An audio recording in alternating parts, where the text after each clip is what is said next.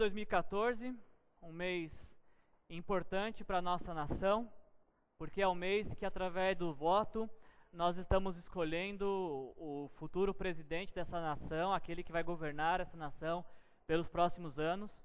E nesse mês de eleições, nós escolhemos refletir um pouco sobre esse tema. Fé e política não se misturam. Será que não se misturam?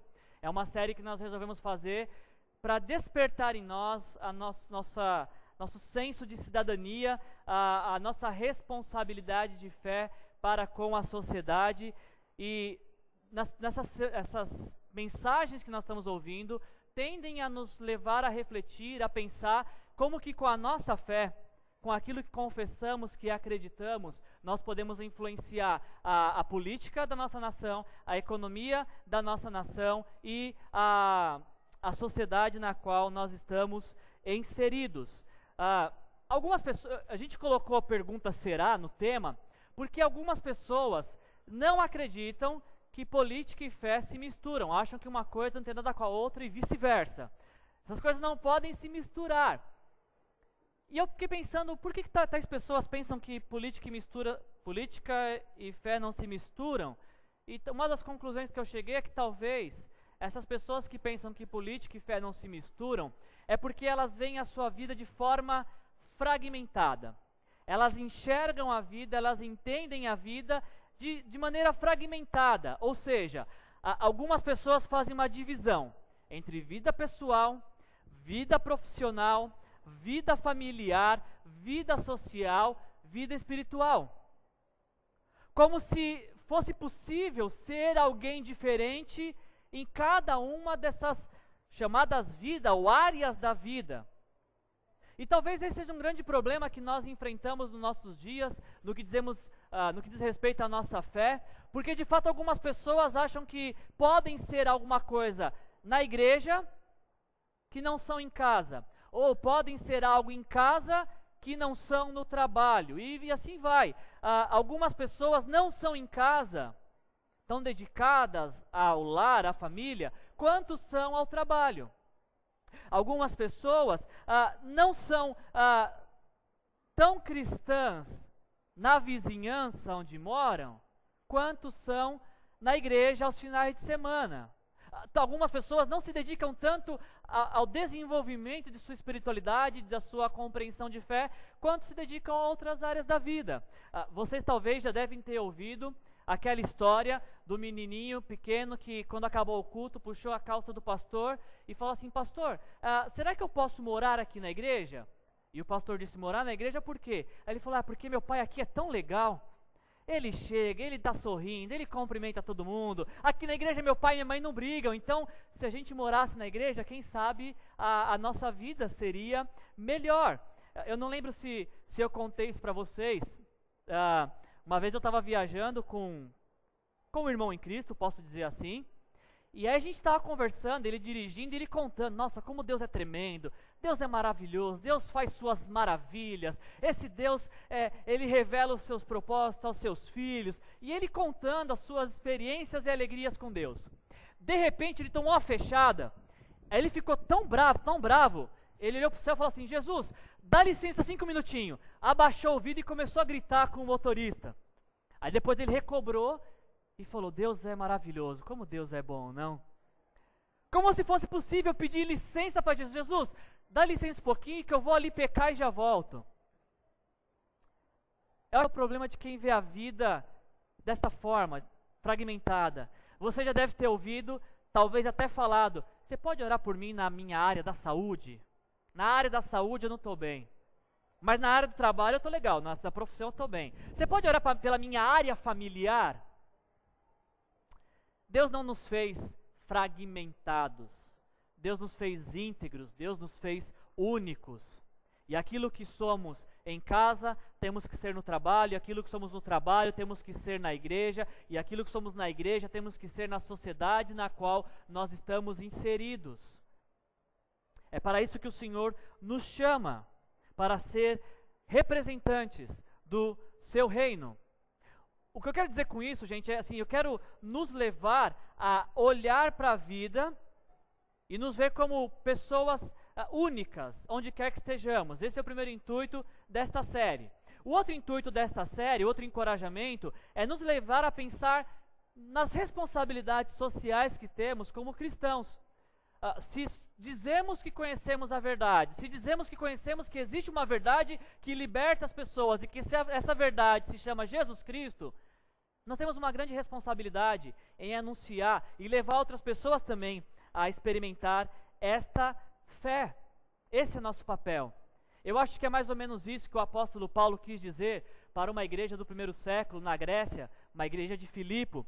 Quando Paulo vai escrever sua carta aos filipenses, ele diz o seguinte: não importa o que aconteça, se o dólar subiu, se o seu abono salarial não saiu, não importa o que aconteça, se seu vizinho é legal ou se ele é chato, se ele gosta de funk, tenha misericórdia dele, não importa o que aconteça. Eu acho que não tinha funk na época do Paulo, né? Mas enfim, Paulo fala, não importa o que aconteça, exerçam a sua cidadania de maneira digna do Evangelho de Cristo. Eu achei muito interessante, essa semana estava me preparando para fazer essa mensagem, e a palavra que o apóstolo Paulo usa no grego aqui, para cidadania, estava conversando com o Vitor e com o Thomas hoje no Vida Vitoriosa, a palavra que Paulo usa para cidadania é politeonomai. Não sei se você sabia, mas a palavra cidadão no grego é a palavra políticos. Então, você é um políticos de São José dos Campos. Mas na Grécia Antiga, o políticos, o cidadão, diz o dicionário que ser um politeonomai é ser um cidadão, mas não apenas no sentido quantitativo, mais um que faz parte dessa sociedade.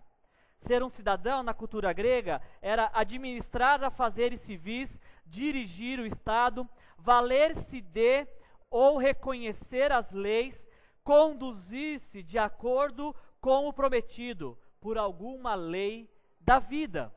O cidadão, na compreensão de Paulo, e quando Paulo escreve isso para esta igreja, o cidadão não é alguém que apenas se beneficia da sociedade, como também o cidadão, o políticos, é alguém que faz algo pela sociedade na qual ele está inserido.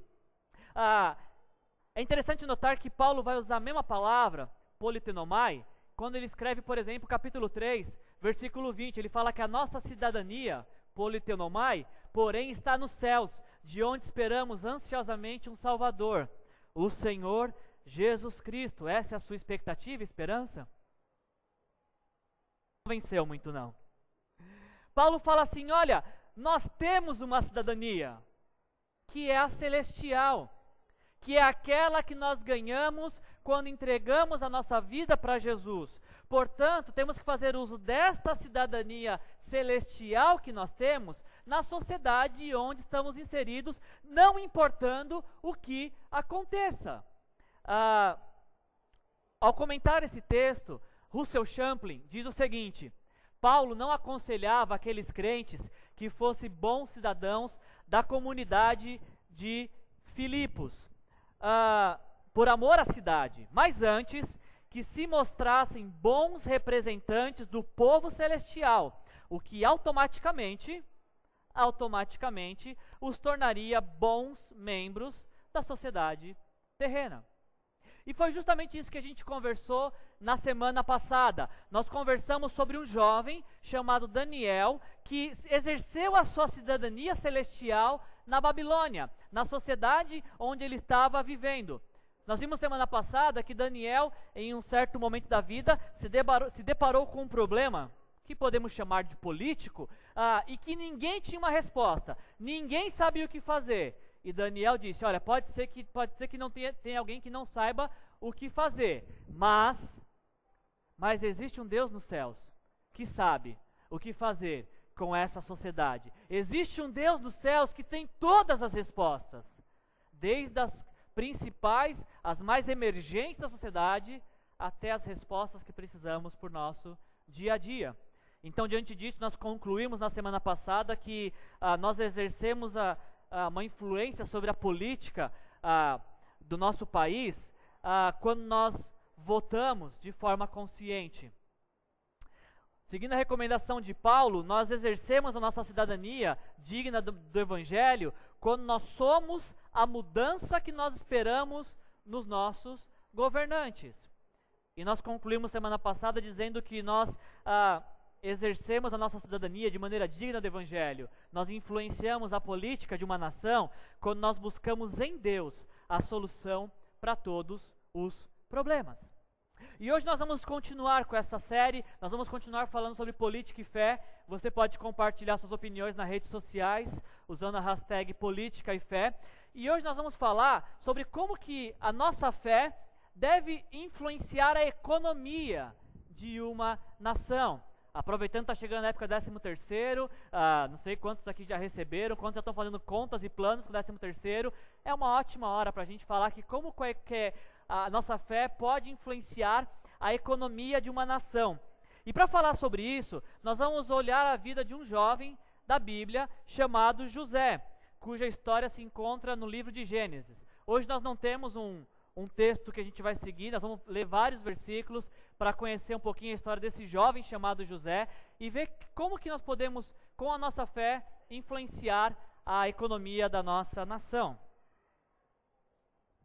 Na passada, nós conversamos sobre a vida de um jovem para quem Deus deu a capacidade de interpretar sonhos. E não foi proposital isso, mas coincidentemente, ou jesusidentemente, nós vamos falar de um outro jovem para quem Deus deu não apenas a capacidade de interpretar sonhos, como a capacidade e a oportunidade também de sonhar os sonhos de Deus. Hoje nós vamos conversar um pouco sobre José, com a participação aí da Rede Record, nos ajudando com as artes. E nós vamos falar sobre esse jovem que desde cedo teve uma grande experiência com Deus, aprendeu desde cedo a ter uma grande experiência com Deus. E eu quero contar a história dele para vocês em 4 atos, ou em 4 momentos. Se você não assistiu, existe um filme muito legal chamado José, o Rei dos Sonhos. É um filme bacana de assistir, também nos cederam as artes, agradecimento aí, eu não sei qual produtora que fez o filme, mas agradeço pelas artes também. E nós vamos falar da vida desse jovem em 4 momentos da história dele. Só para você que não conhece um pouquinho da história bíblica, esse José, de quem estamos falando, não é o José pai de Jesus. Esse José é um personagem que está no primeiro livro da Bíblia, em Gênesis, e a história de José é muito interessante, porque José, ele é fruto de um milagre corriqueiro na família dele. A Bíblia vai dizer, por exemplo, que Sara era estéril, e Deus a abençoou para que ela pudesse engravidar e dar à luz a Isaac, que era marido de Rebeca. Rebeca era estéril, e a Bíblia vai nos contar que Deus abençoou Rebeca para que ela engravidasse e pudesse dar à luz a Jacó, marido de Raquel. A Bíblia nos conta que Raquel era estéril, e Deus a abençoou para que ela pudesse engravidar e dar à luz a José, que é a personagem da nossa história dessa noite. Quando nós estamos falando de José, nós estamos falando de uma família acostumada com milagres. A bisavó, a avó e a mãe de José não podiam ter filhos. Portanto, quando a gente está falando da história da família de José, estamos falando de uma família que está acostumada a depender de Deus. Estamos falando de uma família que está acostumada a esperar que Deus faça algo para mudar a história. Quando a gente está falando da história de José, nós estamos falando da história de uma família que está acostumada e aprendeu que Deus sempre tem um plano. Estamos falando de uma família que sabia que Deus ia fazer alguma coisa em algum momento e que Ele estava no controle de todas as coisas. E mais uma coisa, uma vez que os planos vêm de Deus, Ele mesmo, o próprio Deus, Ele fornece os recursos para que os sonhos se tornem realidade. E eu queria que você guardasse isso, porque isso vai ser muito importante para a compreensão dessa mensagem e para o desenvolvimento da sua fé. Deus sempre tem um plano. olha para a sua vida, não precisa falar alto, fala baixinho. Deus sempre tem um plano. As circunstâncias podem mudar, podem acontecer diversas coisas nas nossas vidas, mas Deus sempre tem um plano. E uma vez que os planos de Deus são dele, os planos são dele, pertencem a ele, Deus, se propõe a oferecer os recursos que precisamos para alcançar e concretizar os planos dele na nossa vida. Guarda isso, porque isso vai ser muito importante para você durante essa mensagem. José, ele é fruto de um milagre, como foi o seu pai e como foi o seu avô. Quando nós estamos falando de José, nós estamos falando de alguém que veio ao mundo por conta de uma ação sobrenatural de Deus. E isso, se isso não fosse bom o bastante, se somente vir ao mundo porque Deus operou um milagre já não fosse bom o suficiente, quando esse rapaz tinha 17 anos, Deus deu para ele um sonho, uma revelação, a perspectiva de algo que aconteceria e que mudaria a história de sua vida e de sua família. Esse é o primeiro ato dessa história. Nós vamos falar do sonho de José. Aos 7 anos, Deus fala para José que ele seria superior aos seus irmãos. Aos 17 anos, Deus chama esse menino para um tempo de intimidade, para um momento de vida vitoriosa, onde ele tem um encontro com Deus, e Deus fala: você vai ser alguém importante, você vai ser usado para garantir o futuro e a subsistência da sua família. E talvez pelo ânimo e ímpeto da juventude, José conta para os seus irmãos: olha, você não sabe o que eu sonhei, um dia eu vou mandar em você. Um dia eu vou ser poderoso e graças a mim você vai sobreviver. Pergunta: pensa nos seus irmãos agora. Se ele estiver aqui, não olha para ele para não dar muito na cara. Mas se um dia você descobrisse que o seu irmão seria muito mais importante do que um dia você sequer seria capaz de ser. Se você descobrisse agora que o seu irmão vai ser a pessoa mais importante da família e que você vai depender dele para sobreviver, quais seriam os seus sentimentos para com o seu irmão? Se você é um bom irmão, você vai falar: graças a Deus, deixa Deus te usar, pode cuidar de mim mesmo, pode garantir o meu futuro. Se você for um bom irmão, você vai ficar feliz em saber disso, de que Deus escolheu alguém na sua família para ser importante, para ser poderoso, para cuidar de toda a família. Agora, se você for como a maioria dos irmãos, a vasta maioria dos irmãos, talvez havia uma pergunta na sua cabeça: por que ele e não eu? Por que ele tem que ser o escolhido de Deus? Por que ele que tem que ter os recursos? José já era o filho preferido de seu pai, e agora parece que ele é o preferido de Deus. Por que José? Quando seus irmãos descobrem isso, desse propósito de Deus para a vida de José, eles ficam tão irritados, mas tão irritados que a coisa mais delicada e gentil que eles pensaram foi em matar José. Vamos dar fim no sonhador. E aí um dia então José, ele vai investigar seus irmãos, que essa era a função dele. Ele era o famoso dedo duro, X9 da família. Ele entregava os seus irmãos. Ele vai ver se os seus irmãos estão aprontando. E quando ele está chegando para ver o que os seus irmãos estão fazendo, os seus irmãos o pegam e o jogam num poço. Uma pretensão inicial de matá-lo, de acabar com a vida dele. Só que eles têm uma brilhante ideia. Eles veem uma caravana ismaelita chegando e pensam: bom, é melhor vender ele como escravo do que matá-lo, porque se alguém matar, que seja outros e não a gente, estamos livres desse sangue, né? E é o que eles fazem. Então eles vendem José como escravo, uma caravana ismaelita, que depois acaba vendendo José para o Egito, para ser escravo no Egito. E aí então nós entramos no segundo ato dessa história. Entramos no tempo de escravidão.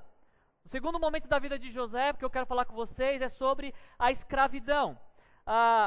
Esse menino que está acostumado com luxo, esse menino que está acostumado com mimos do seu pai, agora ele é um escravo, é alguém que não tem vontade própria, é alguém que não pode fazer o que quer porque ele é escravo. Tudo por conta de um sonho que Deus lhe deu. José chega no Egito para ser escravo do capitão da guarda do faraó. Mas sabe o que eu achei muito interessante ao preparar essa mensagem essa semana que Deus me falou? Que José chega no Egito, mas ele não chega sozinho. Olha o que a Bíblia diz em Gênesis capítulo 39. E você pode deixar sua Bíblia aberta que a gente vai agora começar a ler alguns versículos. Chega no Egito como escravo, mas ele não chega sozinho. Gênesis 39, versículo 2, diz que o Senhor estava com José, de modo que este prosperou e passou a morar na casa do seu senhor egípcio. Isso aqui, gente, é muito interessante, porque no pior momento da vida de José, a Bíblia diz que Deus estava com ele. E a prova de que Deus estava com ele são os versículos seguintes. Diz que quando o chefe de José percebeu que o Senhor estava com ele e que o fazia prosperar em tudo que realizava, agradou-se de José e o tornou administrador de seus bens. Potifar deixou a seu cuidado a sua casa e lhe confiou tudo o que possuía. Desde que o deixou cuidando da sua casa e dos seus bens, nos diz o versículo 5, que o Senhor abençoou a casa do egípcio por causa de José. A bênção do Senhor estava sobre tudo o que Potifar possuía, tanto em casa como no campo. Esse é um texto que nos ensina muito sobre prosperidade. A gente está falando hoje sobre economia. Esse, na minha opinião, é um dos principais textos bíblicos para se falar, conversar e refletir sobre prosperidade. Porque hoje em dia é dito que a prosperidade é ter mais para si ou ter mais que os outros. Talvez algum teólogo da prosperidade, se fosse escrever esse texto, escreveria assim: o Senhor estava com José e esse se tornou chefe do seu senhor egípcio. José chega no Egito como escravo, mas Deus o faz prosperar. E aí ele se torna chefe de Potifar. E até rima, né? O Senhor o faz prosperar, ele torna o chefe de Potifar. Mas não é isso que a Bíblia diz. A Bíblia não diz que José prosperou ao ponto de ser patrão do seu antigo chefe. A Bíblia diz que Deus o fez prosperar, mesmo ele sendo escravo. Deus o fez prosperar, e ele não mudou de status social ao prosperar. Quando eu olho para esse texto aqui, e quando eu estou pensando em prosperidade, esse texto me ensina 3 coisas sobre prosperidade. Eu vou chamar a sua atenção para detalhes desse texto sobre prosperidade. Primeira coisa que o texto nos ensina sobre prosperidade. O texto afirma que José foi próspero, mas o fato de ser próspero não fez que ele deixasse de ser escravo. José foi um escravo próspero. Primeira coisa que me ensina sobre prosperidade esse texto. Segunda coisa que esse texto me ensina sobre prosperidade. O texto ensina que prosperidade é ser bem-sucedido naquilo que você faz dependendo de Deus. José foi bem-sucedido como escravo. Sendo escravo, a prosperidade, como eu disse, não fez ele se tornar chefe de Potifar. Ele continuou sendo escravo de Potifar.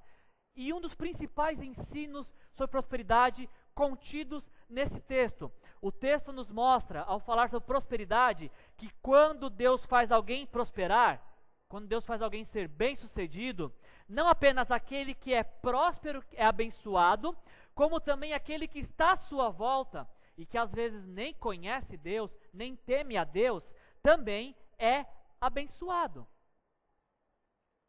Para você, esse ensino sobre prosperidade? Nesse ensino bíblico sobre prosperidade, eu olho para isso aqui e eu fico pensando assim: quantas pessoas gostariam de ser prósperas de acordo com este ensino bíblico? Quer prosperar assim, igual José? Quantas pessoas você conhece que gostariam de prosperar para abençoar a empresa onde trabalham? Deus me faz prosperar para que aquela empresa levante e meu chefe ganhe muito dinheiro e aumente a empresa. Alguém já orou assim pela sua empresa, pelo seu trabalho? Deus abençoa o meu chefe. Usa a minha vida para abençoar os meus superiores. Aliás, Quantas pessoas que você conhece gostariam de ser prósperos, não apenas para ter mais para si, mas para levar outros também ao seu redor a serem abençoados? O texto diz que Deus tornou o escravo José alguém extremamente próspero, e o seu empregador viu que aquilo que aquele menino colocava à mão era como se o próprio Deus tocasse. O seu empregador viu que podia confiar tudo nas mãos de José, porque aquilo que José tocasse é como se o próprio Deus tocasse. Deus abençoava aquilo que José tocava. Não sei você, mas eu sonho com um dia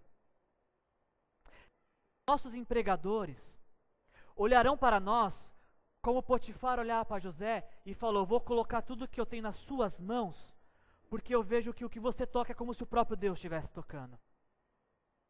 Eu com um dia que a nossa fé tenha tanta influência na sociedade, que aqueles que nos empregam olhem para nós e falem: você é de confiança, então eu vou colocar esse projeto na tua mão, porque eu sei que você fazendo está nas mãos de Deus.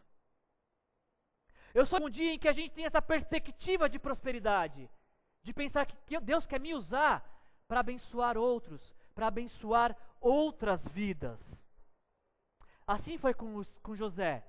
Ele era escravo, e sendo escravo, Deus o fez prosperar, Deus o fez ser bem sucedido naquilo que ele fazia. Essa história é muito bonita, essa história é muito legal, aprendemos bastante sobre prosperidade, eu espero que você leve isso para você, mas a história não acaba por aqui. Como tudo que parece bom um dia pode piorar, José está prosperando, José está sendo fiel àquilo que lhe foi confiado, José está trabalhando e trabalhando muito, e Potifar está enriquecendo e enriquecendo muito. Um dia, diz o texto bíblico em Gênesis 39, que a mulher do Potifar, que a Bíblia nem dá nome para louca, a Bíblia diz que ela olhou para José e viu que José era bonitão, viu que José era um cara diferenciado, e aí então ela fez um convite para José fazer uma hora extra. Ela fez um convite de renda extra para o José. Ela convidou José para se deitar com ela e ter relações com ela. E diz a Bíblia, em Gênesis 39, se você tiver com a Bíblia aberta, que não foi uma única vez. Todos os dias a maluca ia atrás de José e fala: Zé, vamos lá, Zé, coragem, deixa Deus te usar, Zé. Vamos lá, Zé, deixa fluir. E o Zé correndo dela, o Zé correndo dela, todos os dias. E sabe o que eu achei legal ao preparar a mensagem essa semana? É o argumento que José usa para se negar a aceitar esse convite de hora extra. Olha só o que José fala, deixa eu ver se eu projetei aqui. Olha a resposta de José para a maluca: ninguém desta casa está acima de mim. Ele, o Potifar, nada me negou, a não ser a senhora, devia ser alguém de idade, né? A não ser a senhora, porque é a mulher dele. Como poderia eu, então, cometer algo tão perverso e pecar contra Deus? José fala para a mulher de Potifar: eu não posso ter relações com você, em primeiro lugar, porque o meu chefe me negou. Ele confiou em mim, ele confia em mim. Tudo que ele tinha, ele confiou nas minhas mãos. Estamos falando de um homem que confia em mim, eu não posso trair a confiança dele. José fala para essa mulher assim: eu não vou ter relações sexuais com você, porque você não é minha, você é de Potifar. E principalmente, José fala para essa mulher: eu não terei relações com você, porque ao ter relações com você, eu estaria cometendo um ato perverso, e estaria pecando contra Deus. Ao pecar contra a pessoa que confia em mim, eu estou pecando contra o próprio Deus. E a esse argumento de José, que não está escrito aqui, eu ainda acrescentaria o fato de que José tem uma lembrança. Ele lembra de um encontro que ele teve com Deus. Ele lembra de um tempo de intimidade que ele teve com Deus. Ele lembra de uma marca que Deus deixou na vida dele, de um sonho que ainda não se realizou. E se ele aceitasse esse convite, ele entraria para a história como mais um que teve um caso com a mulher do chefe. E a história que se teria para contar de José foi de alguém que trocou os sonhos de Deus por momentos de prazer. sabia que o sonho de Deus era muito melhor e muito maior do que apenas alguns minutos de prazer. E penso que é por isso que ele rejeita. Ele tem um sonho. Ele não se esqueceu do que Deus prometeu para ele. Ainda não se cumpriu. Aquela realidade no Egito, ser chefe na casa de Potifar, não é o que Deus tinha para ele. Então ele fala, eu não posso pecar contra Deus. Eu não posso trair nem a confiança do meu chefe, e eu não posso trair nem o meu voto, a minha fidelidade e quebrar o meu compromisso contra Deus. Eu acho que essa é a dificuldade que muitos de nós enfrentamos nos nossos dias. Talvez não numa situação parecida, não sei se o teu chefe, a tua chefe dá em cima de você, talvez não é uma situação parecida. Mas eu fico pensando, quantos de nós também não trocam aquilo que Deus prometeu? Quantos de nós também não trocam aquilo que Deus nos tem reservado? Por minutos de prazer? Por momentos curtos de satisfação pecaminoso?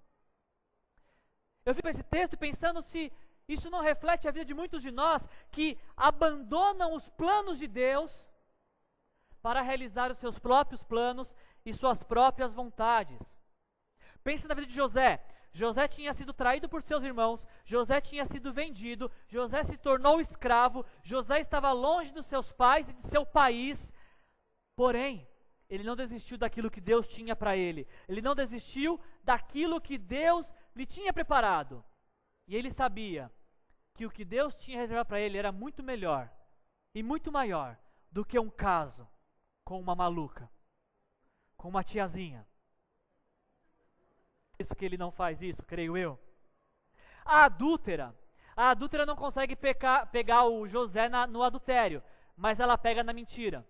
Porque o texto diz que um dia ela foi para cima do José, eu não sei se ela lutava jiu-jitsu, que ela deu um golpe nele, arrancou um pedaço de blusa, e aí ele saiu correndo, e ela fala aqui, ó, tentou me estrupar, mas aí eu fui mais forte e ganhei dele, e o Potifar acaba então denunciando José, e José vai parar na cadeia, e entramos então no nosso terceiro momento, nosso terceiro ato da vida de José, que é a prisão.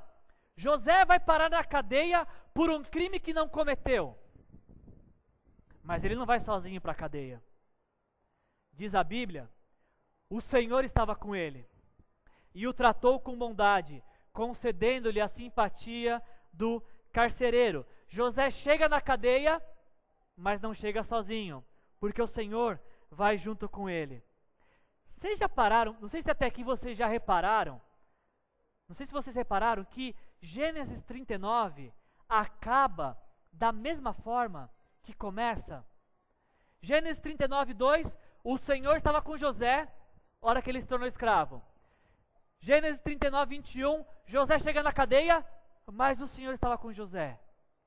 José começa a história com Deus e ele acaba a história com Deus. Parece que Deus está a todo momento com José. Parece que Deus está a todo momento cercando José. José se torna escravo, traído por seus irmãos, mas o Senhor está com ele. José é acusado de um crime que não cometeu, mas o Senhor está com ele. Ao compartilhar uma reflexão sobre essa realidade, o pastor Ed Renekiewicz, ele diz o seguinte: no nosso maior sofrimento, a mão de Deus não sai da nossa cabeça, mas o fato da mão de Deus estar na nossa cabeça não nos poupa do nosso maior sofrimento. Nosso maior sofrimento, a mão de Deus não sai da nossa cabeça, mas o fato da mão de Deus estar na nossa cabeça não nos poupa do nosso maior sofrimento. Deus estava com José, mesmo no seu maior sofrimento de vida. Ele chega na prisão por um crime que não cometeu. E ao chegar na prisão por um crime que não cometeu, alguns homens têm sonhos. E José se propõe a revelar esses sonhos. O texto diz em Gênesis 39 que José estava na cadeia, mas nós já aprendemos que ele não estava sozinho, que Deus estava com ele. E estando na cadeia, diz o texto que Deus o fez próspero. Olha só que interessante isso. Estava com José e ele prosperou. O Senhor era com ele, fazendo prosperar em tudo que ele empreendia. A palavra no hebraico, usado em 39:2 e em 39:23, é a mesma palavra, que é a palavra matseliash. a mesma palavra para falar que José foi próspero, se tornando bem-sucedido na administração dos bens de Potifar, é a mesma palavra que é usada para falar que ele foi bem-sucedido ou próspero na cadeia. Novamente, eu sou encorajado a pensar que prosperidade não está vinculada à quantidade que se consegue reter ou acumular. Eu tenho a impressão, ao ouvir a história de José, que prosperidade está relacionado ao que você produz na companhia e na capacitação que vem de Deus. Estando na cadeia, José interpreta os sonhos do chefe dos copeiros, do chefe dos padeiros, e diz que o chefe dos copeiros seria reabilitado a servir o vinho para Faraó, e que o chefe dos padeiros seria morto. E isso acontece. E José fala: olha, quando você for reabilitado, chefe dos copeiros, não se esqueça de mim. Mas não é o que acontece. O chefe dos copeiros é reabilitado e ele se esquece de José. Entramos na última cena na vida de José, a interpretação, último momento. José está preso por 2 anos. E um dia o Faraó tem um sonho. O líder máximo da nação tem um sonho. E aí o chefe dos copeiros fala: poxa, pisei na bola. Tem um rapaz na cadeia lá, gente boa, bonitão, que foi parar na cadeia de forma injusta, e um dia eu tive um sonho, ele revelou, acho que ele pode ajudar o Faraó. Então o Faraó manda chamar José. Agora, olha só a resposta, o diálogo entre Faraó e José. Faraó pergunta: eu tive um sonho que ninguém consegue interpretar, mas eu ouvi falar que você, ao ouvir um sonho, é capaz de interpretá-lo. José, com a maior humildade do mundo, alguém que está esperando uma oportunidade por 2 anos, diz: isso não depende de mim. Isso não depende de mim, mas Deus dará ao Faraó uma resposta favorável. O Faraó conta o sonho para José, e você pode ler na sequência de Gênesis 41. O Faraó sonha com 7 vacas magras e 7 vacas gordas, e as vacas magras comem as vacas gordas. Faraó sonha com 7 espigas boas e graúdas e 7 espigas magras e mirradas, e as espigas, em um ato louco, que eu nunca vi espiga comer nada, mas diz o texto bíblico que as espigas mirradas comem as espigas mais gordas. E aí José, ao ouvir essa interpretação, diz: o sonho que Deus está te dando é que o Egito passará por 7 anos de fartura e 7 anos de escassez. 7 anos vocês terão tudo do bom e do melhor, mas nos próximos 7 anos a fome e a miséria será tão grande que vocês nem se lembrarão dos anos de fartura. Falando nessa noite sobre como podemos influenciar a economia da nossa nação. E eu queria concluir essa mensagem falando sobre economia, olhando para a vida de José e nos levando a pensar e concluir que nessa ação de José diante do Faraó, o Faraó conta um sonho que revela um problema econômico que a nação passará, e José dá uma solução para o Faraó. Quando José interpreta o sonho, ele não fala para o Faraó: Faraó, seguinte, tem 7 anos que, olha, você vai nadar de braçada, vai ter para sobrar, aproveita porque a gente não sabe quando a coisa ruim acontecer, vai ser terrível. Não é esse o conselho que José dá para o Faraó. O conselho de José para o Faraó é muito simples: Faraó, no tempo da prosperidade, no tempo da abundância, economize. Vem ao Faraó 2 vezes porque a questão já foi decidida por Deus, que se apresse em realizá-lo.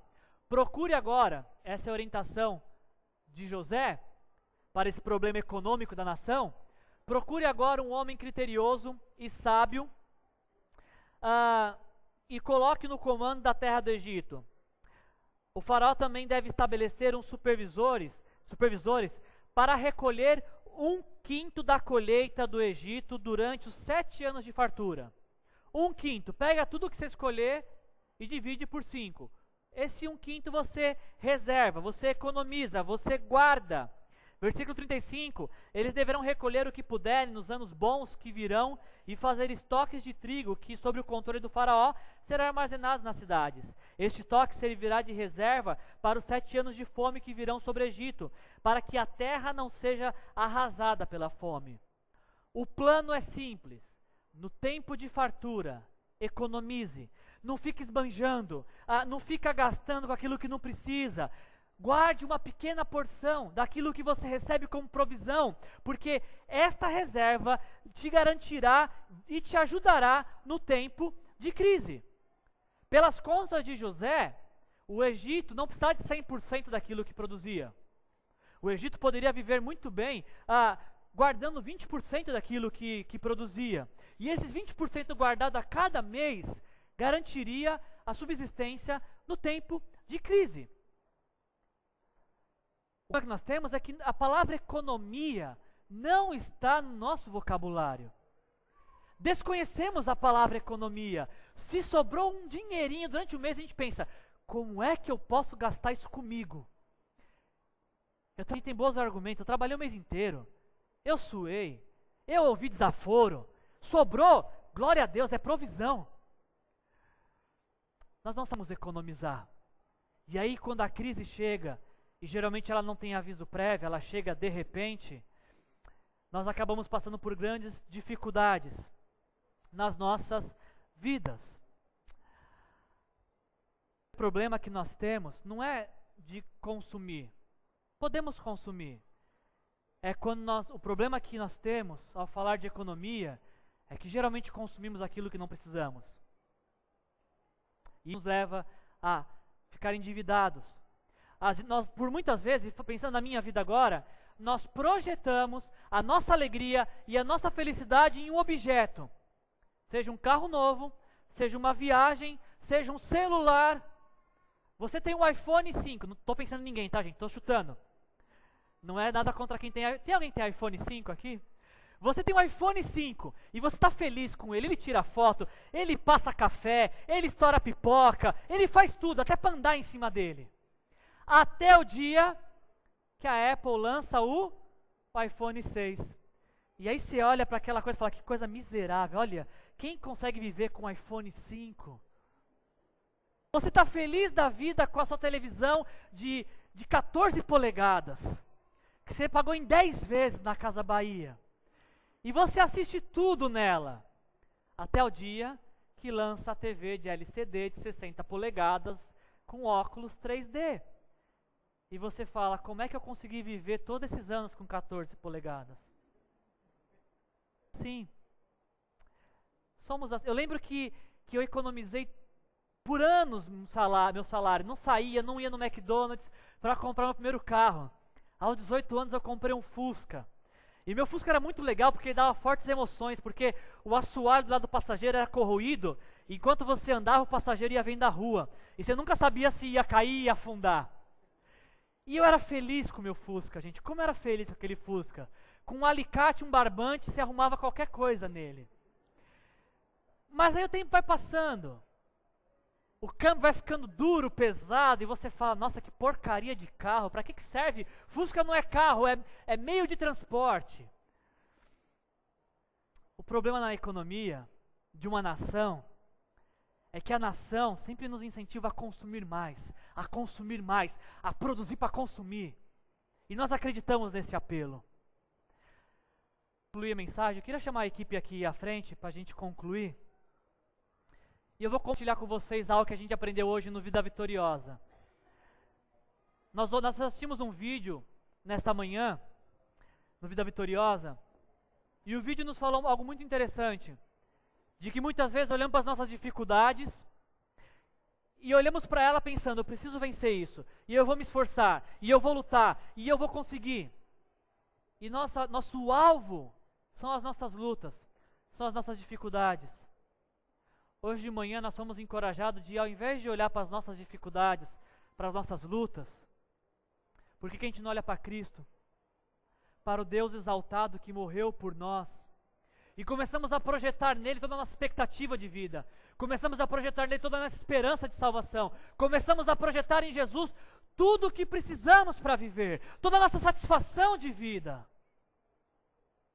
Eu creio que quando a gente começa a fazer isso, quando olhamos para Jesus e quando temos nele a satisfação e a realização de vida, isso nos ajuda a combater esse consumismo que passamos, que somos seduzidos nos nossos dias. Como que a fé cristã pode influenciar a economia de uma sociedade? Quando entendemos que prosperidade significa ser bem-sucedido com a ajuda de Deus e não simplesmente ter mais para mim e mais que os outros. Como é que nós influenciamos a economia de uma sociedade? Quando nós rejeitamos o apelo consumista que nos faz esgotar o dia que esse sonho se cumpriu. 13.